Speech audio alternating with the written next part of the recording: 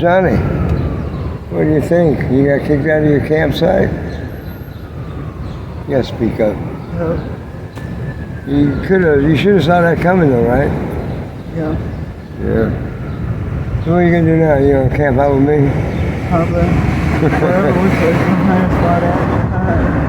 Yeah. He's got a thing about his teeth. Not bad though. What do you want to say to America, Johnny, on socialimperatives.com? No. Oh, that's what I wanted to say. Why?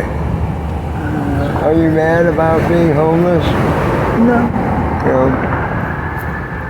I'm pissed off about that.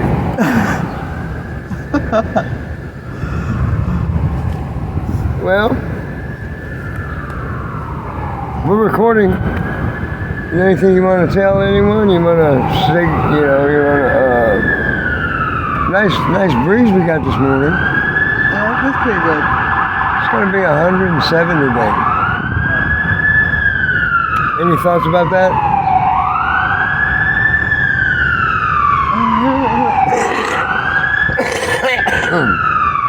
The ambulance is coming for me. Yeah.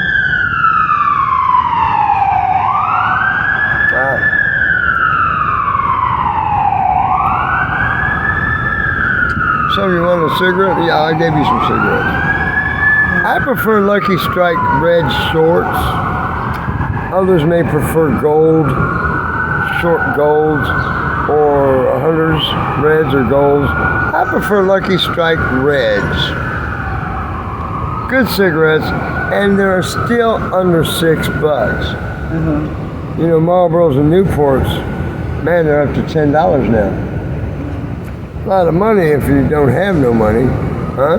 Yeah. So where do you get your money from, Johnny? Do not say to you. Do not say to me. Because I take care of this boy. So I got a new book, John. It's called The 7th Annual Bathroom Reader. You know, guys being guys. Do you read when you take a crap? Provided you're in a bathroom. No, what you call it, Keep it clean, keep it clean. No, I just talk to people. Hi, I'm Martin. I'm taking a crap. That's what I say, but not what you mean. Well, the bathroom reader,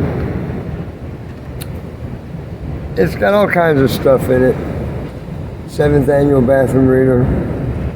And boys dating do's and don'ts. How to ask a girl for a date. When a boy wants to ask a girl for a date, providing you're heterosexual,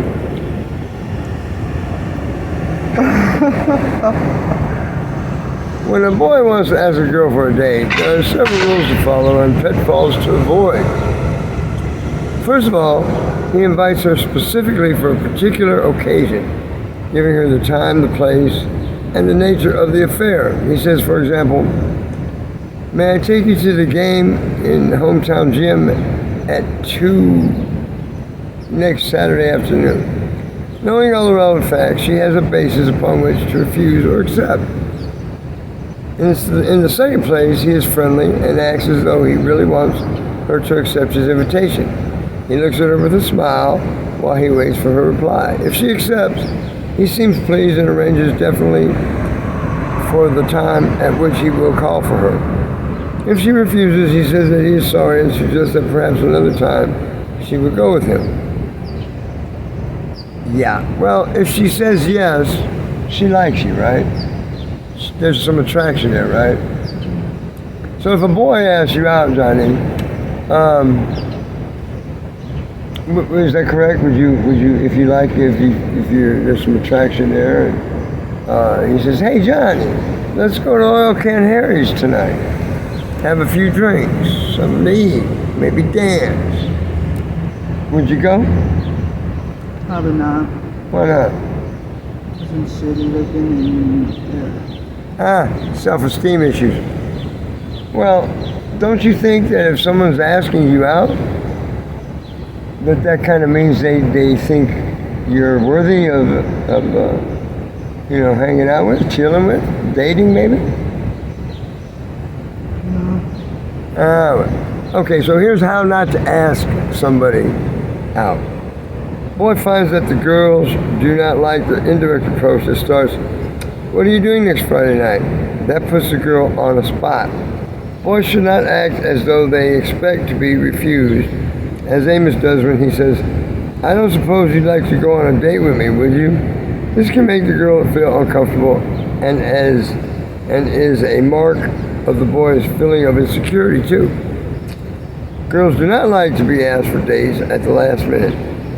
It is no compliment to call a girl up the very evening of an affair.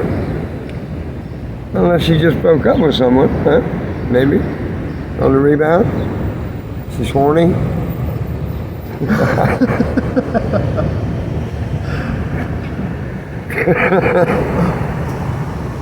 Since asking a girl for a date is both a... Damn, that's a loud ass noise.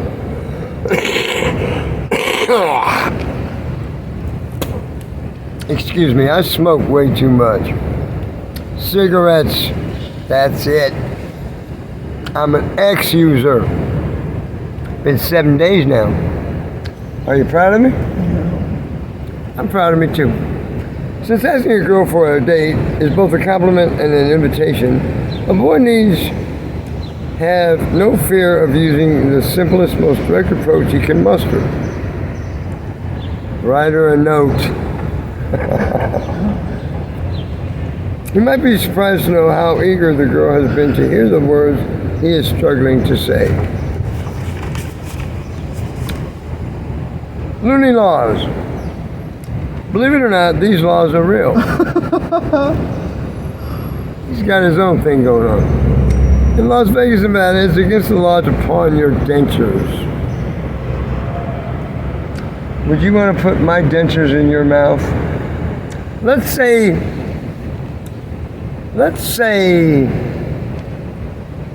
that you have lost your teeth, right? And they've been pulled out. And you're really hungry, and you're sick and tired of pudding, yogurt, ice cream, real ice cream. And so, you're walking down the street in Las Vegas and you walk into a pawn shop, just a window shop, and you see a pair of dentures. They look like they might fit. So you walk up to the counter and you ask the man, "I'd like to try on those dentures."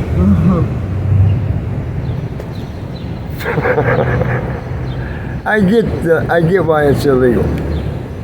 In Natoma, Kansas, it's illegal to throw knives at men wearing striped suits. It's illegal to sleep with your boots on in Tulsa, Oklahoma. Even if your feet stink, you gotta rip them off. Michigan law forbids pet owners from tying their crocodiles to fire hydrants. You ever had a crocodile? Me either. I'm not sure I would want one.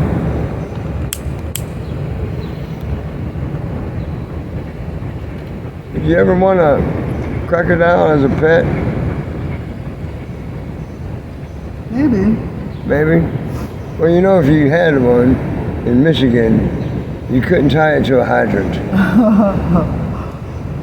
Well, that makes sense, because if there's a fire, and the fire guys get there, the department gets there, and they try to hook up their hoses, but there's a gator there snapping at them, that would cause a problem, I would think. If you're 88 years of age or older, it's illegal for you to ride your motorcycle in Idaho Falls. Why is that? That makes absolutely no sense. If you have a driver's license and you can still drive, you should be allowed to drive.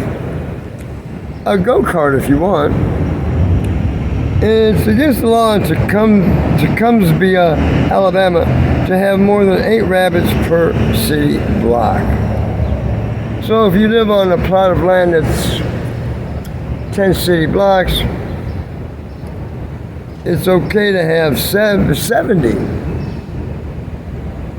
7 per block, times 10 blocks. It's against the law, not to mention impossible, to whistle underwater in Vermont.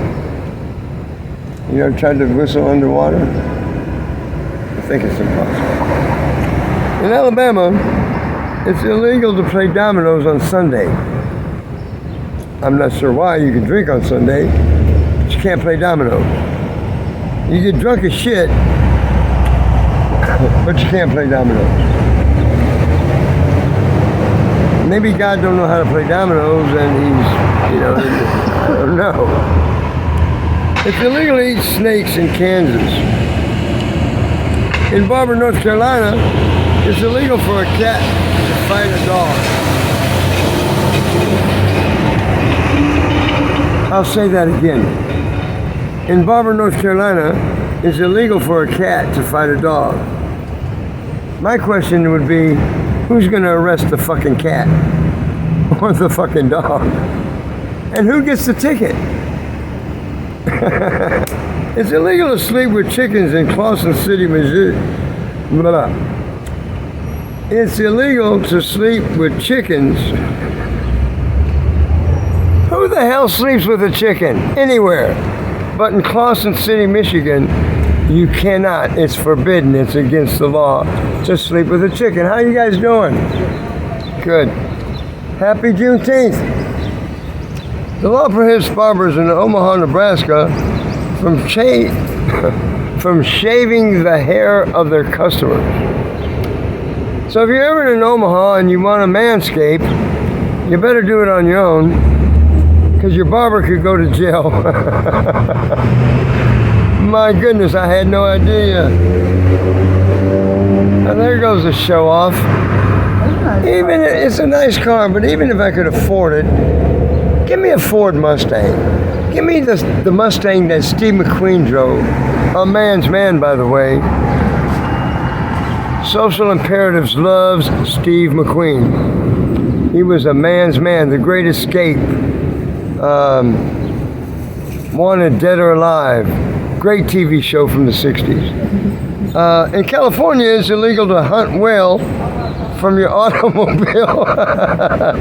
It's also against the law to use your dirty laundry as a dust rag. Okay, who the hell is going to try to hunt whale from their car? Do the legislatures really sit there and debate this shit? What a waste of money. That's not what we're paying them for. We know you shouldn't hunt a whale from your car. How the hell are you going to do that anyway? And listen, if I'm at home and my furniture needs dusting and all I have is some dirty boxers,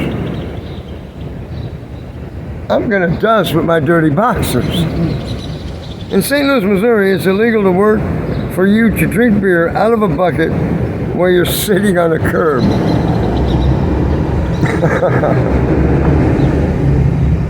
Okay, I'm not even going to touch that one.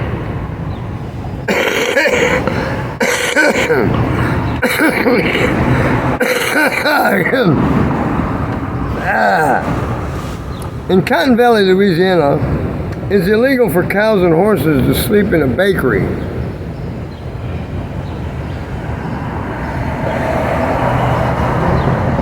The maximum penalty for double parking in Minneapolis, Minnesota is working on a chain gang with nothing to eat but bread and water.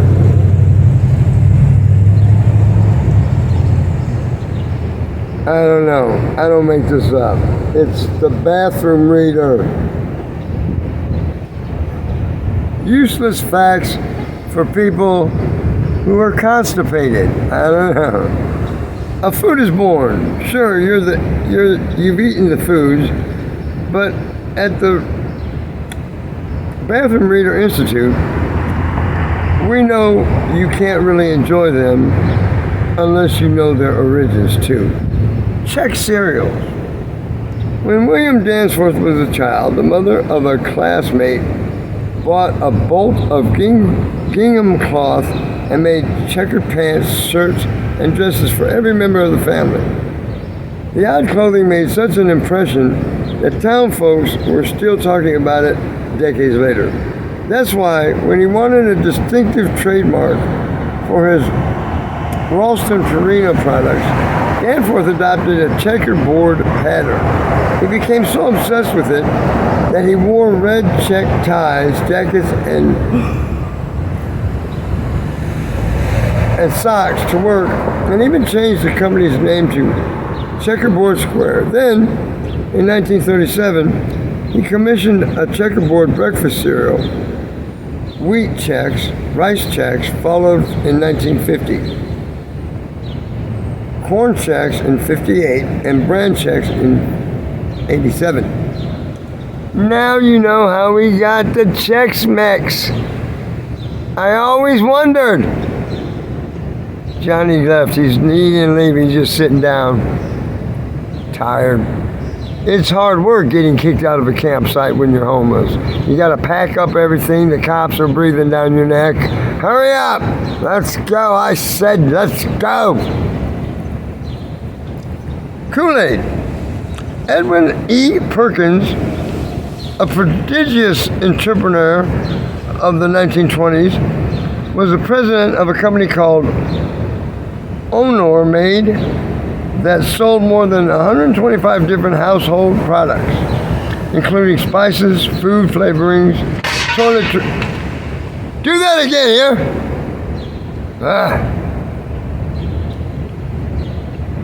Including spices, food flavorings, toiletries, and medicines, many of which Perkins had invented himself. Talk about not knowing what's in your dope. One of his products was Fruit Smack, a fruit-flavored soft drink syrup that was popular with the people who couldn't afford the new drink Coca-Cola, which cost 5 cents a bottle back then. Perkins saw how, but Fruit Smack was shipped in glass bottles, which were expensive and frequently broke in transit. So, when Perkins saw how successful the new powdered gelatin product called Jell-O was becoming, he decided to convert his syrup to a powder form and sell it that way. He also renamed the product Kool-Aid, modeling it loosely after the company name Honor Maid. Alright, well, Ragu spaghetti sauce. Who doesn't like spaghetti sauce? When Giovanni and Asante Cansitano stepped off the boat at Ellis Island at the turn of the century, 1800s going to 1900s, not the other way, not 1900. They brought with them a few belongings and the family recipe for spaghetti sauce. Giovanni opened a store selling Italian wine and foods. He thought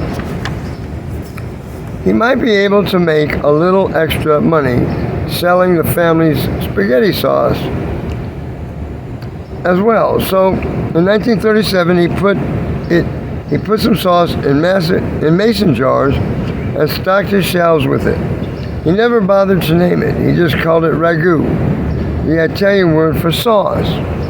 It's a ragu. You like it? Yeah, you're stupid. You're stupid, you don't like. So that's where we got ragu sauce from. And it's quite good to this day.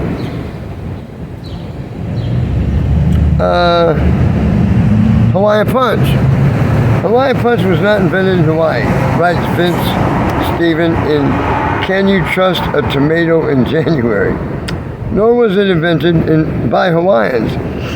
It was invented in 1936 by a couple of Southern Californians, A.W. Leo and Tom Yates. A.W.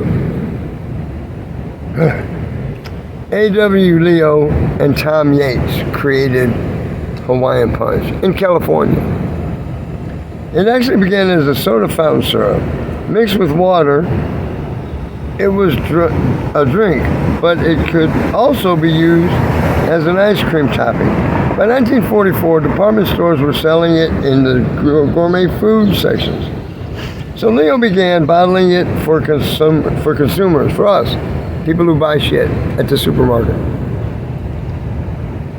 At first, it was available as a syrup. Then Leo brought it out in a pre-mixed 46-ounce bottle.